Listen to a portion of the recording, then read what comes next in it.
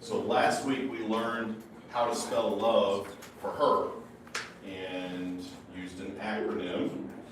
Is it couple or couples? Couple, I think it is. So in your notes, and I'll go through real quick for those of you that are OCD enough. Sir, Do you have extra pen? There's two ill-prepared women back all here. right, thank you. There you go. One here. All right, no worries. All right, so I'll go through the notes really quickly. So those of you that see blanks in front of you want to fill them in. I think it would really bother you if you didn't, like it probably would me. If I have blanks in there, I fill the blanks. All right, so Proverbs 4:8, exalt her and she shall promote thee. She shall bring thee to honor when thou dost embrace her. Now in Proverbs 4, it's talking about wisdom, but wisdom is quite often described in the feminine, and I don't think that's a mistake. Because in Proverbs 31, it talks about the virtuous woman opening her mouth in wisdom. So she sees things, she hears things that we men don't get because we're busy climbing a mountain or running through a wall or whatever it is we're doing.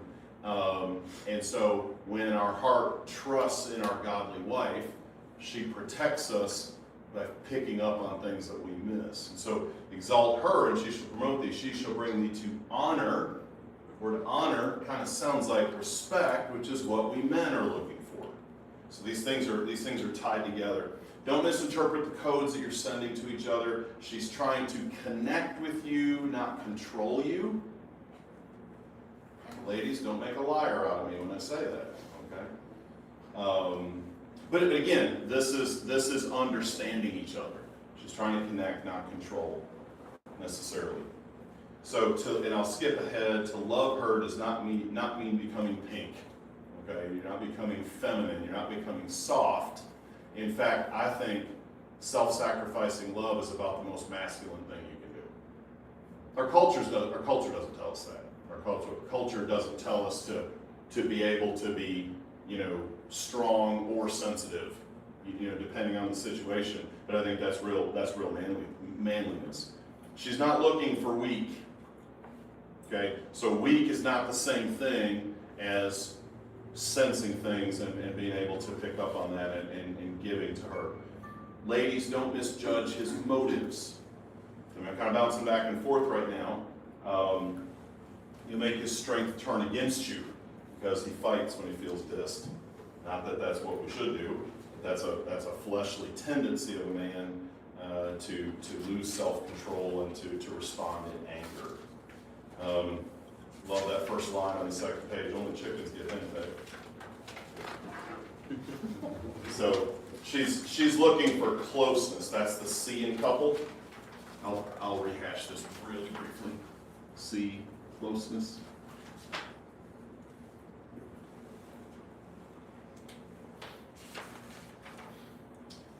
Song of Solomon 3 verse 4, I held on to him and would not let him go.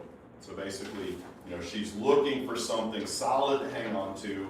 She craves and desires security. She craves and desires closeness and intimacy. Okay, page 133 of the book. Please feel free to go back through this later. Your wife feels close to you when you, and it makes a list of things that you can do to increase that closeness, that feeling of closeness. O for openness. Husbands beware of being embittered against them. And this will happen because a man's tendency is either to explode or to emotionally disconnect. And if I could suggest this, and the book tells this a lot better than I will, that emotional disconnection, it's not the perfect response, but it's probably better than the other one. And so his sense of honor is going to kick in and say, okay, so I don't yell at her or lay hands on her or punch a hole in the wall. I'm just going to withdraw, give up. Too complicated for me. I can't figure that out. And yes, it's a retreat. Yes, there's a better way, which we're going to try to teach, but it's really hard for him to do this. So don't go around embittered against your wife because she's complicated, you can't figure her out. Instead, open up to her. Love your wives, be not embittered against her. The Song of Solomon, my beloved speaks to me. If she needs to talk, do your best to listen, you understanding. Don't always try to fix things. Yeah, right. Don't always try to fix things. Sometimes she just needs you to listen. Oh my goodness, when I was told that, it was like somebody had just spoken to me in a foreign language. What do you mean you just want me to fix it? Something's wrong. I have to fix it. I did this literally just the other night, and I'm teaching a stinking class on it. And it was like, there was a pause after I'd gotten a less than appreciative response, and she said, I just needed somebody to listen. We're teaching this. Somebody needs to teach this part so I get it right. Don't try to fix her. Don't try to fix the issue that she brought to you. Sometimes you actually, it says down there in the notes, do you need a solution or just a listening ear? Spell it out, frankly, for yourself. Believe me, she knows what she wants. All right, the P is for peacemaking. And the tendency you see in the notes there, when a woman hears I'm sorry, it increases love. When a man, if he's not careful, says I'm sorry, he can perceive a loss of respect. Okay? Peacemaking. Your home should be a refuge. Home should be a safe place. I mean, most of our response to that is kind of duh. But at the same time, have you ever experienced when home was not a safe place? Okay? There are people that grew up with parents that had issues with each other. Home was not peaceful. Okay? When we have a fleshly response to the issues of life, home is not going to be a peaceful place. If we have a wife that's nagging and henpecking and trying to manipulate her husband, we have a husband who's embittered against his wife and is either bursting out in anger or completely emotionally disconnecting and hiding behind the paper or scrolling his phone or whatever. And there isn't any intimacy, there isn't any communication, there isn't any openness, all these other things.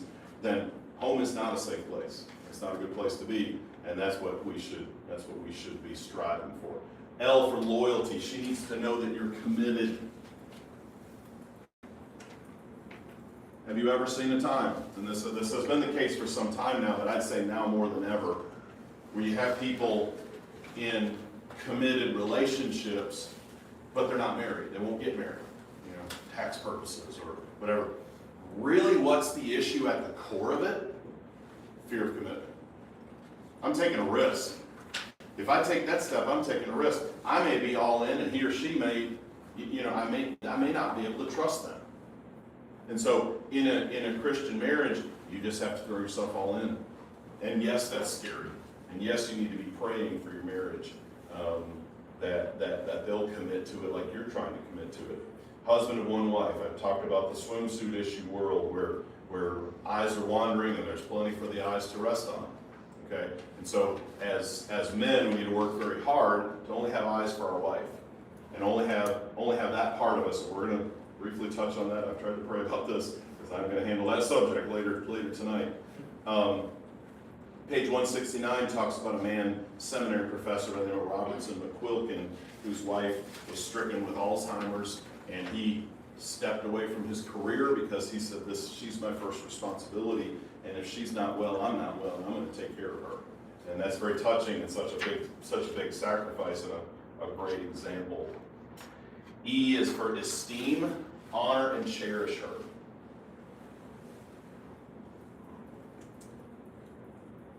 It's a good one to end with because this is what she wants more than anything else. She wants to be your one and only.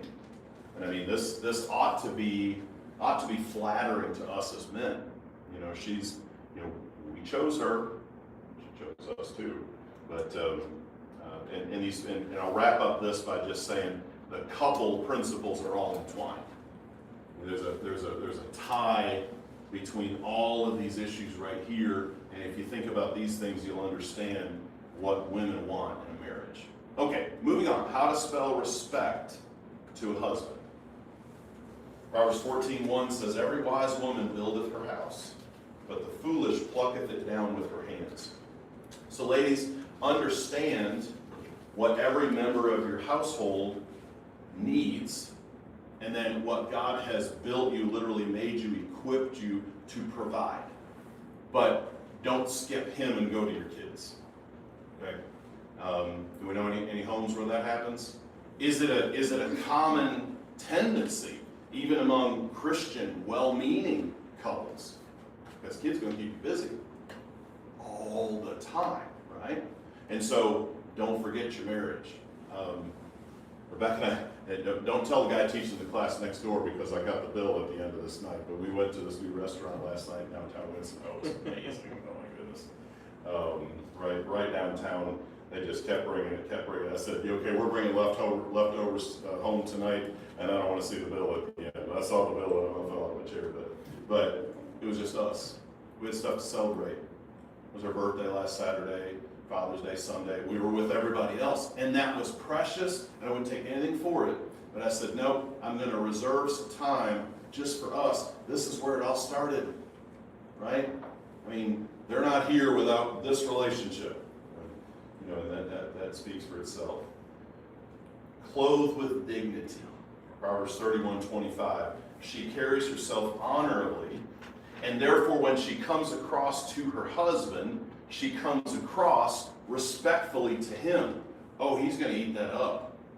So, if y'all remember in the first couple of weeks I talked about there's a lot of well-intentioned husbands and wives where she's working really hard to love her husband, and he's working really hard to respect his wife, and in actuality, in each case, those things are secondary. So if you can flip-flop that, and think about, okay, who did I marry? Did I marry somebody like me?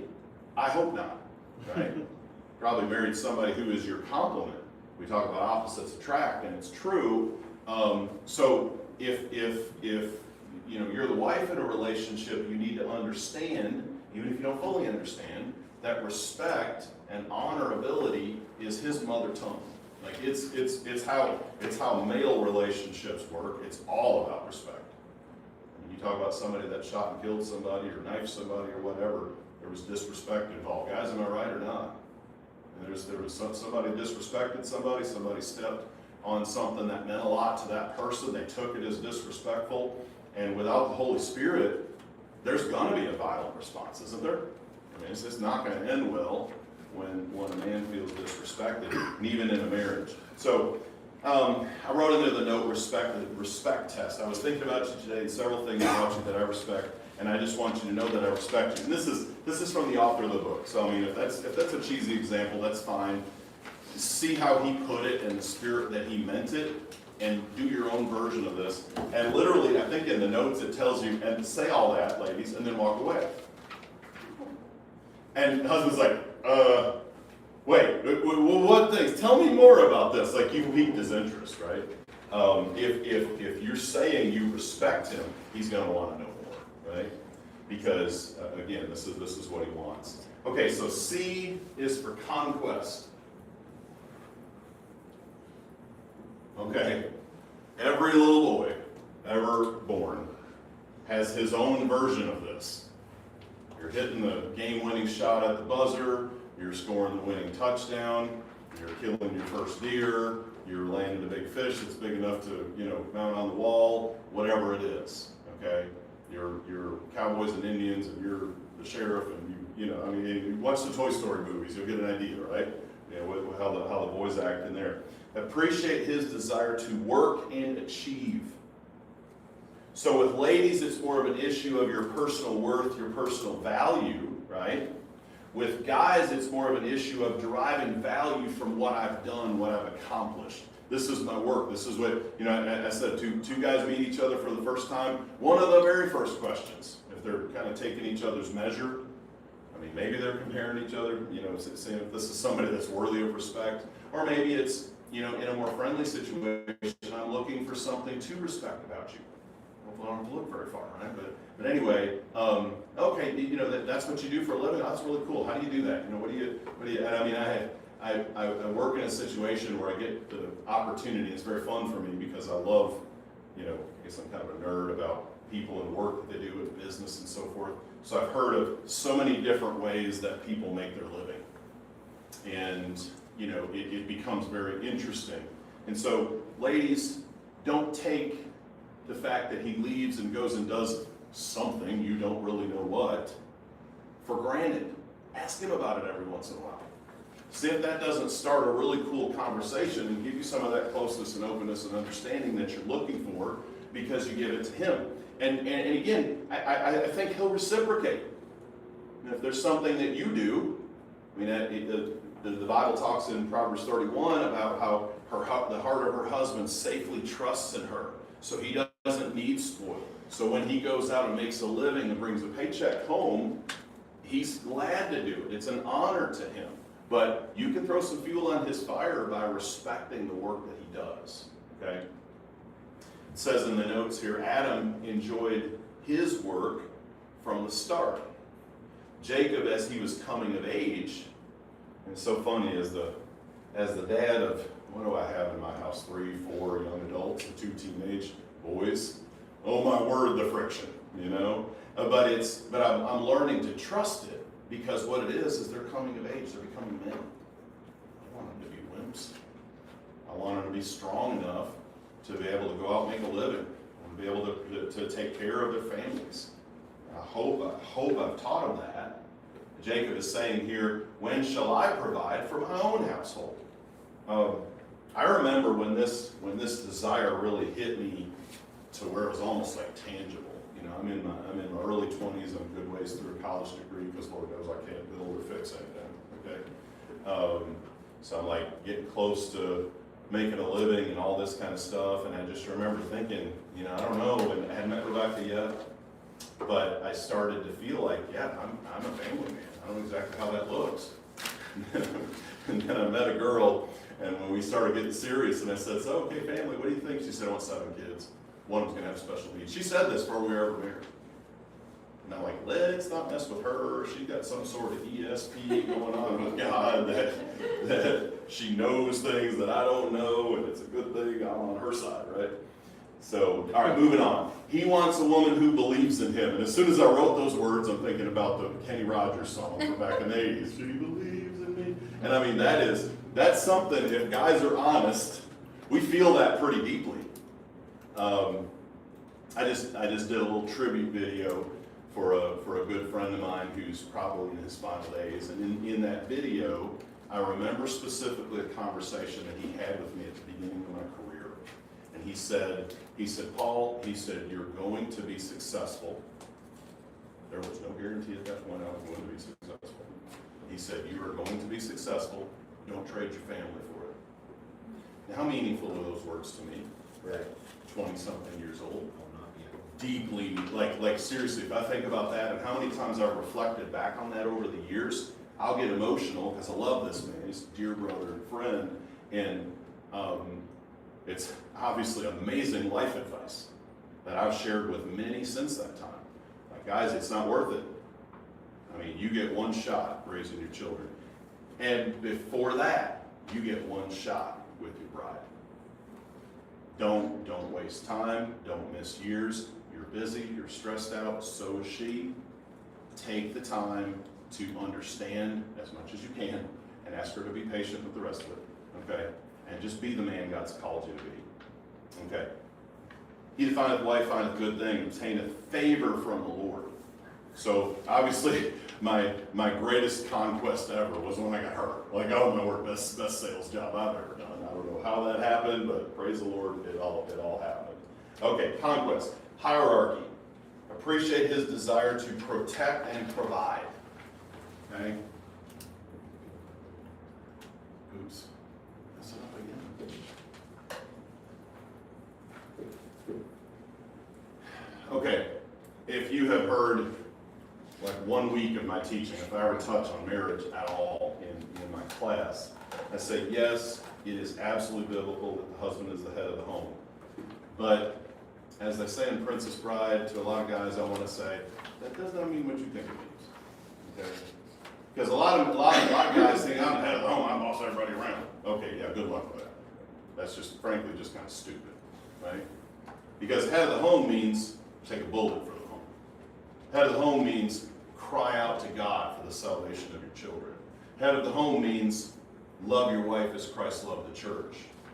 So ladies, understanding that that's the order we have to fill, okay, when you give us that respect, 1 Timothy 5:8, and he provide not for his own, especially those of his own house. He has denied the faith and is worse than an infidel or an unbeliever, right? So this is the pressure that a godly man or a godly-minded man has on him. Ladies, give him that respect, okay? And I pull a couple random quotes out of the book there. Okay, in this example, a wife somewhere said, you need to get a second job. In other words, finances aren't working out. We're running out of money before we run out of money. How would it maybe change and inspire him a little bit, put some wind in his sails? If you're like, yeah, no, things are a little tight right now, but I believe in you. We're going to get through this. God's going to take care of us. I'll tell you the verse that my bride has quoted to me over the years, Matthew 6:32. It's right before seek ye first. It says, your Father knoweth that you have need of all these things. That's a statement of faith saying, we're not going to be forsaken. We're his children. This is his home. This is his family. We're just the vessels that God is sending these children into the world. It's his plan for us that we be provided for. I was young and now I'm old, and yet have I not seen the righteous forsaken or his seed begging bread. Ladies, you can encourage his faith by your own faith.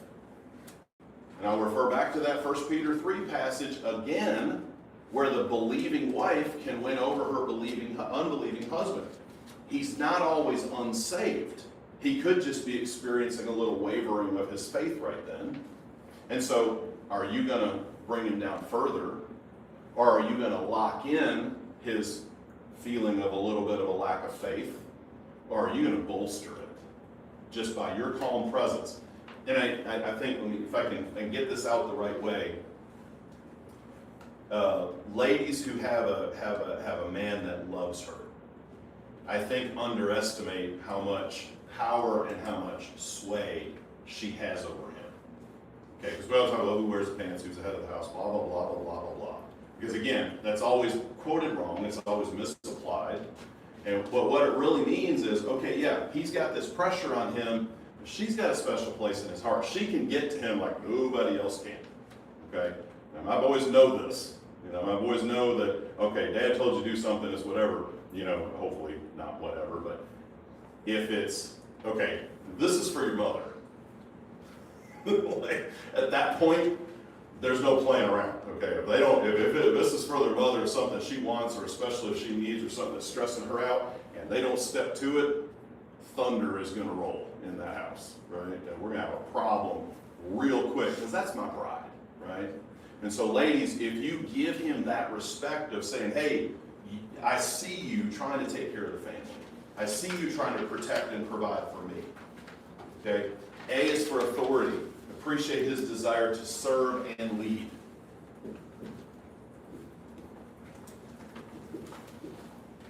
Is there any real leadership without service? No. And that's what the the kind of bullheaded man that's on the head of the house, they're going to do what I say. That's what he's missing. He's missing the fact that he is serving his family first and foremost. And yeah, at the end of the day, you got to answer to God for what happens in the house. But if you did that first thing right, again, you feel the pressure, you carry that load. And I do believe that most healthy, godly women really don't want that. Okay, so I can't count the number of times that I've heard from my wife. She's like, I just don't want to make a decision right now. Can you just make this decision, please? Right?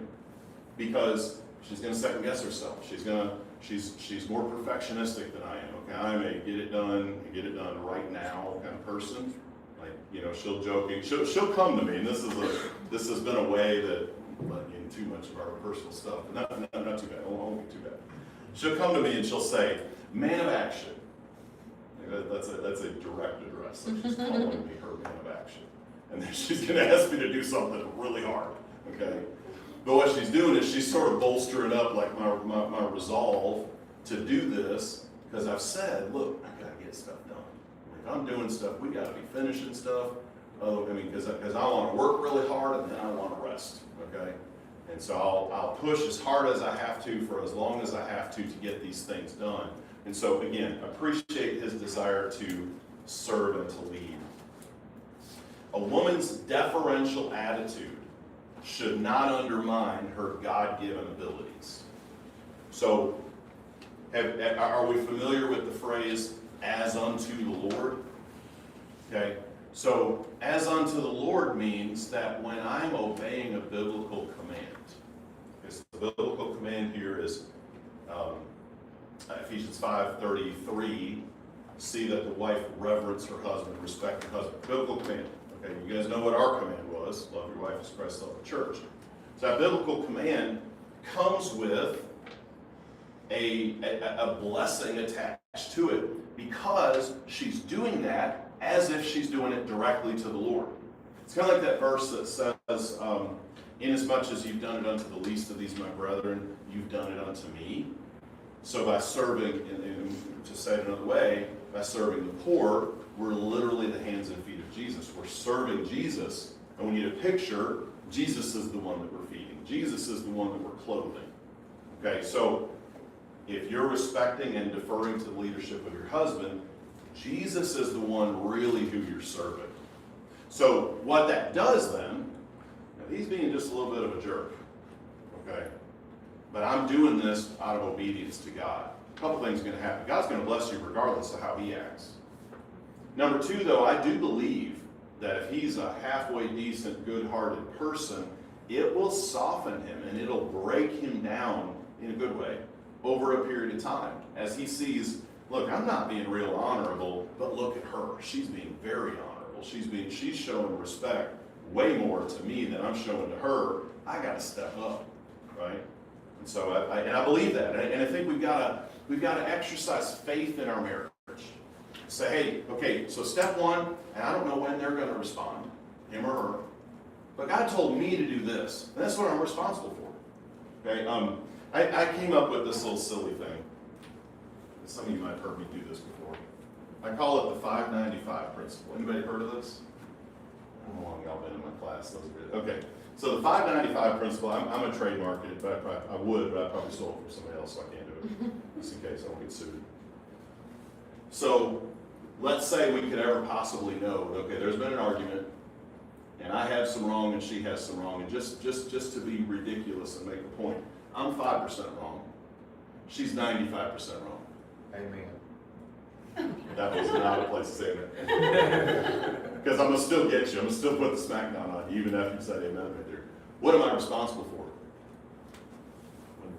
for? I'm responsible for 100% of my 5%. If there's any way we could ever possibly know that, right? Like we still got the thing we got to do, right? And so when I live my life as unto the Lord, it's not about how they respond.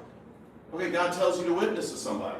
Are you responsible for how they respond to the call of the gospel? Nope. You're responsible to go and to tell, like he told you to. Go into all the word and preach the gospel. Anybody that's listening, nope. To preach the gospel to every creature, right? And carry that gospel. All right. So we're to forgive. We're to do what we do as unto the Lord, following the commands that we've been given for our role. Husband has 51% of the responsibility, therefore 51% of the authority. I don't know if that's the right way to put it, but basically, how silly would it be for any machine or any organization to run on 51% power? Makes no sense, right? It goes to 100% as we possibly can. So that means it's both of us, right? I have not been going to the pages where it talks about. Let's flip to a couple of. Let's go to page 224 if you got your book. We're not using this book instead of the Bible. Lots of Bible verses in here. He will feel you appreciate his authority and leadership when you tell him you're thankful for his strength and enjoy being able to lean on him at times. Sometimes literally, right? We're supposed to, as husbands, we're supposed to give honor to our wife. There's that honor word again. Sounds kind of like respect, which we should be able to know how to do. We should be able to know how to respect somebody. As unto the weaker vessel. This is just talking physically. This is talking somebody's going to try to whoop up on your wife. They're going to get whooped up on by you, right? Because you don't play like that, right? You support his self-image as a leader. Anybody ever been in a leadership position and doubting your ability to lead? Okay, so, all right, I think I had, nobody disagreed with me on that. All right, now, we're supposed to do something like Christ did. Any pressure there? Any sort of self-doubt? I'm supposed to be exactly like Jesus.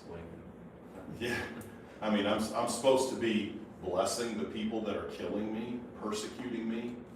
I'm supposed to be, you know, this person wants me dead and I'm praying for them. That's what husband's supposed to act like. Wow. So yeah, we're going to doubt ourselves a little bit. Never say, you're responsible, but we're still equal, so don't make a decision I don't agree with. Again, I don't know if this is the right way to say that or not, but don't make it where it's like, okay, you know, we're going to vote on this and we got equal weight or whatever. Understand that he's got to make that decision.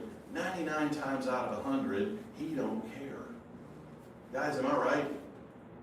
Most of the time, do you really care where you eat supper that night? Or do you care more that she is eating supper at the place she wants to eat supper at, right? I mean, most of these things, we have no preference. Now, we don't need to be flippant about it either, because it's important to her. But just understand, you know, let him make some decisions. Praise his good decisions. Gracious if he makes a bad decision. If we made a bad decision, we probably know it.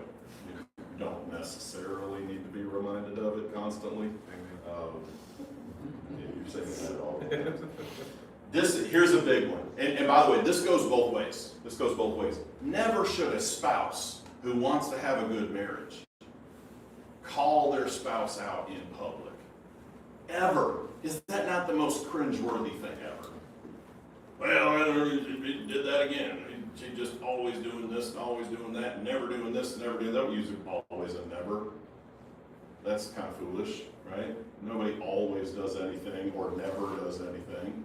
But what it does is these are strong, strong words. Okay, so, I mean, we're living in a, should I name some of the words that are used in our, okay.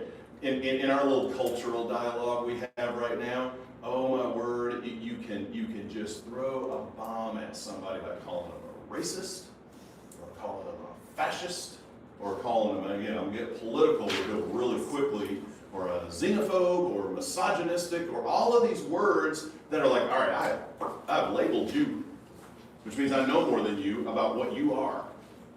Really? Probably not. Like, I want to say, you don't know me. Like, how are you gonna say how I am? You don't know me. But because you did this one thing, then you are this thing. Don't do that stuff in your marriage. It's just as silly, and maybe even sillier in your marriage, if you're constantly labeling your spouse something negative or derogatory. Do you want them to be that? No. Well, then don't call them that. Go ahead, maybe call them by faith what you want them to be, or what they're trying to be, or encourage them to be the person they're trying to be. All right, disagree with him only in private, honor his authority in front of the kids. Oh, this is a big one. This is a big one. You cannot part ranks in front of the kids. Pause for effect. Do not ever part ranks in front of your kids. Your authority, both of you, okay? Authority doesn't be running down authority in front of those that are supposed to be obeying authority. Because what kind of foundation are you building for them later in life? Don't ever disagree with your spouse in front of your kids. Step into the other room. Do it later, whatever, okay? I didn't say take everything. As I said early in this teaching, that I think I was specifically talking to women right there, submitting doesn't mean doormat. Submitting doesn't mean you don't have say. Submitting doesn't, but it's just you bring it to him as a concern, not a I'm going to run him down and I'm going to talk him into being the kind of man I need him to be. Good luck with that. He's probably not going to respond real well to that. But if instead you get to his heart, because isn't a heart change what we're all going for? Isn't that how we become Christians to start with? Isn't that how the leading of the Holy Spirit conforms us to the image of Christ by speaking in and through our hearts, right? Give your reasons for disagreeing quietly and reasonably, but never attack his right to lead. Do not play head games with him. to make him back down and be a loving peacemaker. It's not going to work. In fact, it's going to fail miserably every time. Okay, so let's move on to this one. Insight. Appreciate his desire to analyze and counsel. Okay, again, this is where I've already told him now. I've already told him, don't always fix it, don't always solve problems. But ladies, for your benefit, he loves solving problems, he loves fixing things. Okay, so don't always be trashing his decisions, and don't always, cut off when he's trying to fix something, he's trying to analyze, he's trying to counsel. Job said to his wife, and I'm not necessarily recommending you say this to your wife, guys, but you speak as one of the foolish women speaks. That's basically when she was telling him about God.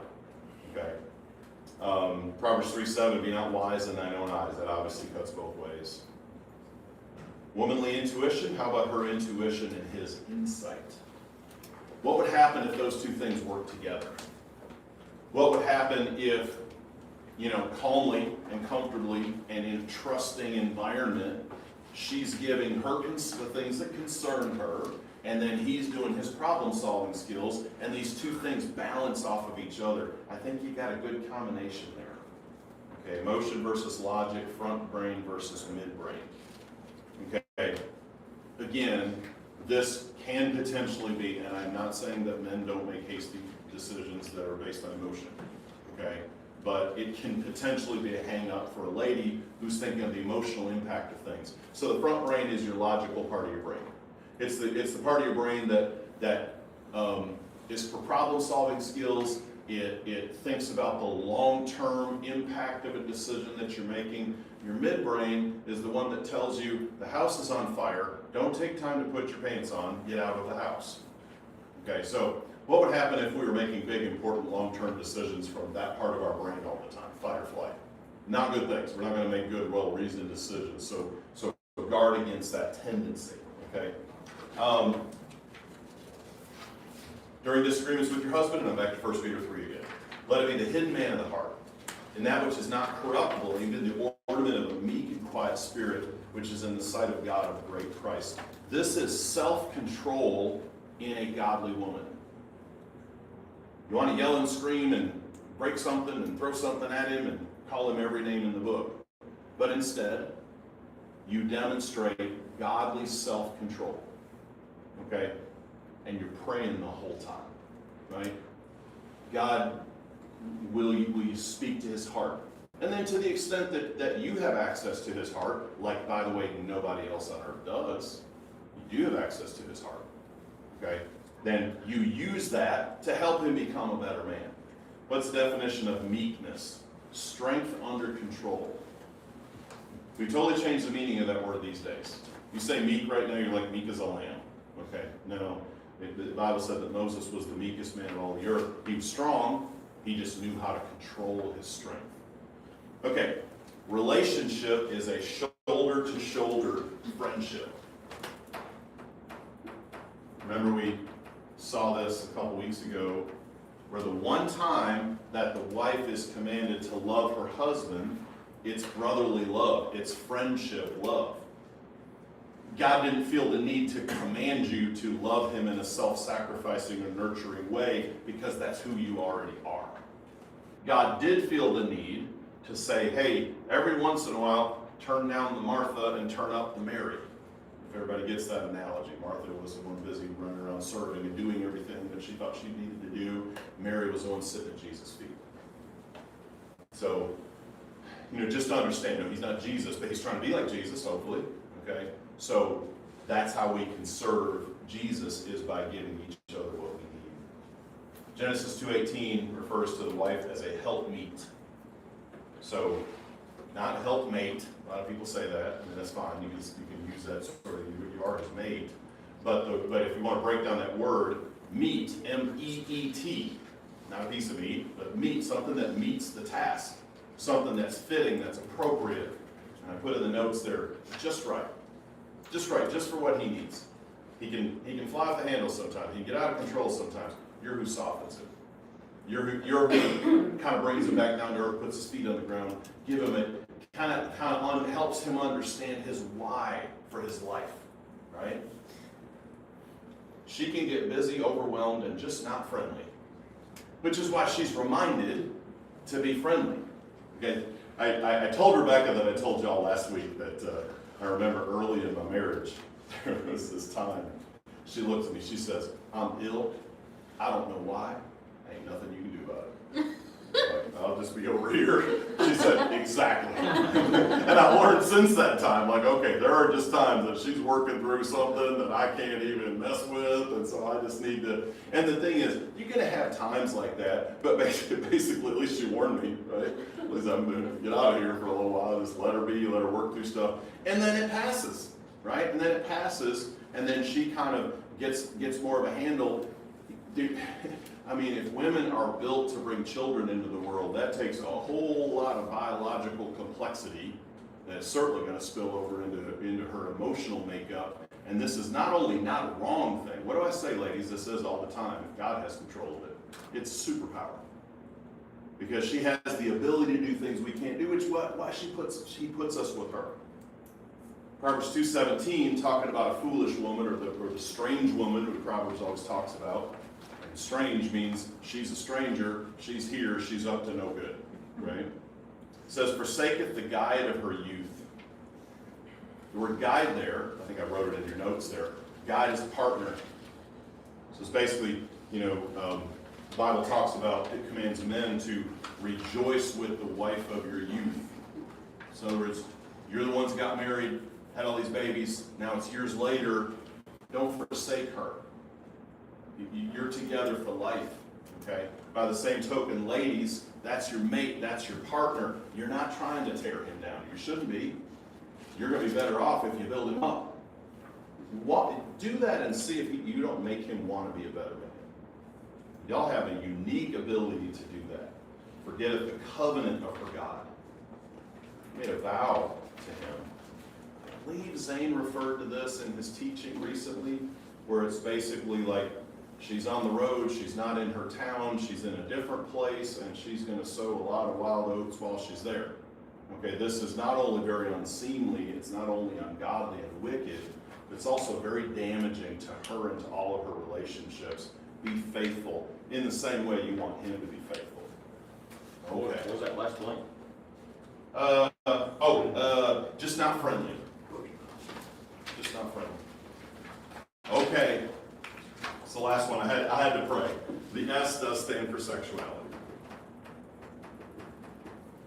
Okay, so let's get to the Bible very quickly, shall we? Appreciate his desire for sexual intimacy. 1 Corinthians 7:3. Let the husband render unto the wife due benevolence, a giving spirit, and likewise also the wife unto the husband. This is a great gift to give to your husband, okay? The wife hath not power of her own body, but the husband, and likewise also the husband hath not power of his own body, but the wife. Defraud ye not one the other, except it be with consent for a time, that you may give yourself to fasting and prayer, and come together again, that Satan tempt you not for your incontinency. Okay, so verse 5 literally is talking about don't hold it back from your spouse. Okay, it is one of the benefits of marriage, and it's not only not wrong. The Bible says that it's sacred. The Bible says that it's holy. Says that it's undefiled, and I'll explain this to those in my class have heard this before.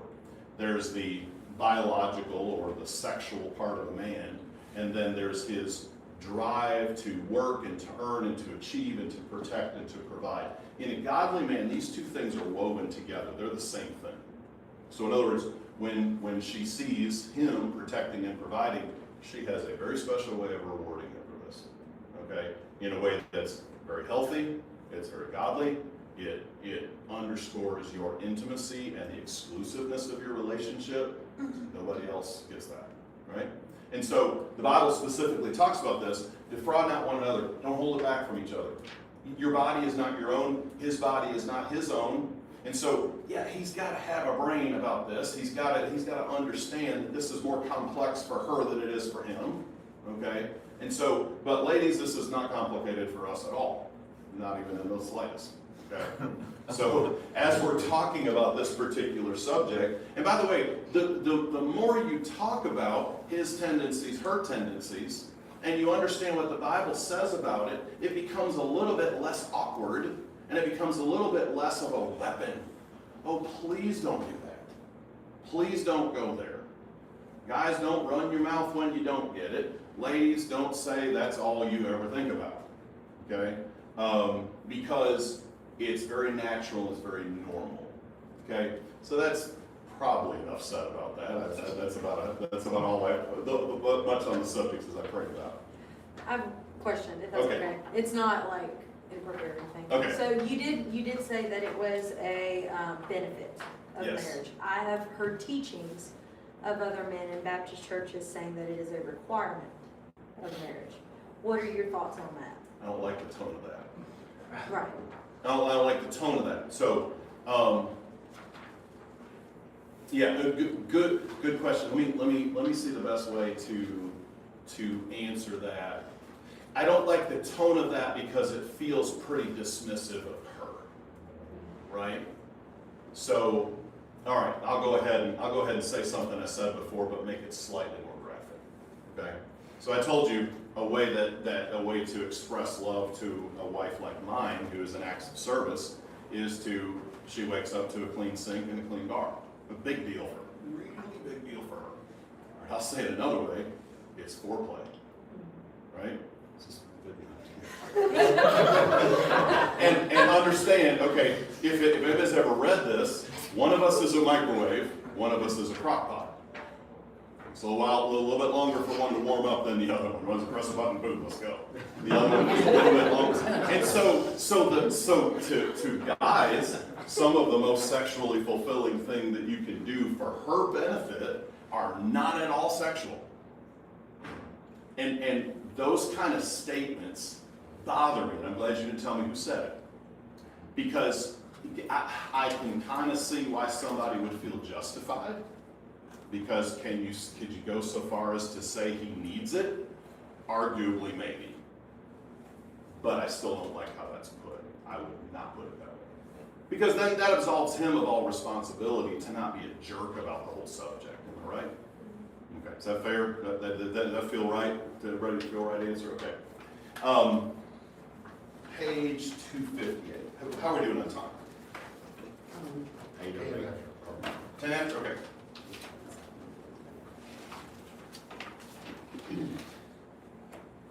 All right, he'll feel you appreciate his desire for sexual intimacy when you respond to him sexually more often and initiate it periodically. Okay? You understand he needs sexual release just as you need emotional release. And that's actually a very good analogy of that. You know, I'm always referring to this Fireproof movie because he falls into sexual sin or into moral, into lust sin, and she falls by being emotionally unfaithful to her husband. That makes sense? So these things are kind of tied together based on the core of who we are. And by the way, guys, if you want a more responsive wife, make her feel like she's your one and only, and then she'll act like your one and only. Just saying. By the way, God has built sexual intimacy to be at its absolute best in an environment of total commitment to each other. I told my boys, I said, listen, the hardware exists in anybody you find of that gender, okay? But don't go there. Wait and get the whole thing. Get the commitment, get the lifetime, closeness of that relationship. Give her all the things she wants. You'll get everything you want, including that last one. Okay. Thank you, Lord. I got through that subject. Only one question. It wasn't that bad. Okay. It's actually a very helpful question because this has been handled wrong in our churches. It's either not discussed at all, which that's usually the case. It's not discussed at all. We don't talk about the two subjects that are being talked about. This room and that room over there are the two subjects that more church people get into trouble with, and churches are afraid to talk about it. So why are we doing this? This doesn't make any sense. So, all right. Shmeely and Shmiri basically stand for see how much I love you, see how much I respect you. And then the phrase a submission competition, I totally stole that from Pastor Zane when he taught about marriage, a series on marriage one time. And it's basically like we were preachers are really good and teachers are really good at talking, well, she's supposed to submit to her husband, all this kind of stuff. 3 verses before that, it says you're to submit to one another first. So, yeah, she's my one and only. I only have eyes for her. I'm going to do whatever it takes for her. Whatever my will is subject to what she needs. And yeah, then she's going to submit to that. She's not going to have any trouble submitting that. She's built to do that, right? And then see how much I respect you. So sometimes you can kind of make it just sort of a fun, kind of teasing kind of thing. Say, hey, see what I did there? That's because I love you. That's how I did there. That's because I respect you. And it's got to be real. Again, what's my wife's nickname? No bull Becca. It's got to be real. It's got to be real. We can't be doing fake stuff, okay? And then page 261. I won't read this letter. Is that all the longer it is? Where is the letter? Am I in a different version of the book? So basically, the letter from the wife, which is on a different page, I think, than where it is in my book, is basically that, she wrote to the author of the book, and she said, I have been trying to browbeat him into being a good man, and I see from this teaching that I have been doing the exact opposite of what's going to make a difference in him. That instead, if I submit as God said and as unto the Lord, that's going to flip a switch in him because he's trying to be a respectful man. And he's not going to respond well to being nagged and being browbeat. By the same token, she's not going to respond by being put down. That hurts her and wounds her deeply, and you're to build her up and protect her, make her feel safe. And I mean, a lot of times when I say that to men might be thinking, okay, yeah, and I ain't gonna let nobody hurt her, I'll just knock their block off if they try to do that. No, I'm talking about emotionally safe. I'm talking about safe with certain subjects, where we're not going to pop off and make comments. Jordan, this is for you. I'm just kidding. This is for now at the same time, and this is why I'm picking on him, humor is great in a marriage. Oh, please don't have it. It depends on the humor. Yeah, you're right. You're right. Be proceed with caution. That's a double-edged sword right yeah, there, sir. definitely. Double-edged sword. I appreciate you saying that. But, I mean, look, real humor, where both of you are laughing. How's that? If both of you are laughing, if you're laughing and you hear like a light growling coming from your wife, or That's usually her laughing. or she's reaching for a sharp object, then you probably, no, it's probably not. But that's her humor, is bodily harm. I got you. For some reason, the couple that keeps coming up on my feed is the husband and wife that are constantly hanging balloons full of shaving cream and water and busting them on each other's head. I'm like, my wife would last about twice doing that, and she'd be like, get that stuff out of this house. Otherwise, whatever. But anyway, they think it's funny, and so she has shaving cream busting on her head, and you hear him going, it's got this laugh. You make it your ringtone or something. But guys, Christian marriage is awesome. With two people that are really trying. You're built to be the spouse that you're supposed to be. You're literally built to it. But you just have to tell your flesh to sit down and shut up sometimes and do it the way God said to do it. Understand who you're married to, not married to yourself. Don't love her like you feel love. It's probably going to be the exact opposite. Don't try to respect him the way you feel respected and honored, ladies. Instead, this is who I have. God help me. No, I'm just kidding. This is who I have. And so, guys, we're supposed to learn our wife. And these are, I'll end with this. These are general topics. These are general subjects. I told you a couple weeks ago, in our marriage, guess who the talk it out person is? Not the wife. Okay? So we're an exception in that rule. I'm one of these talk about, she said, you do not want me to talk right now. Okay, I'll be back later if that's okay. No, seriously, it's laugh at yourself. Don't take yourself too seriously. Work on your humility. Guys always have an apology, and it's got to be a real one. Follow it up by action to correct whatever mess you made. Okay, but clean up the shaving cream or whatever. Anyway, so all right, let's go a little prayer. Appreciate everybody's attention tonight. But thank you so much for just your instruction on every issue of life. Lord, even things that we talked about tonight that are sometimes awkward or sometimes mishandled. Thank you that you give us the truth. You know us. Lord, you don't want us to live in drudgery. You want us to live in joy.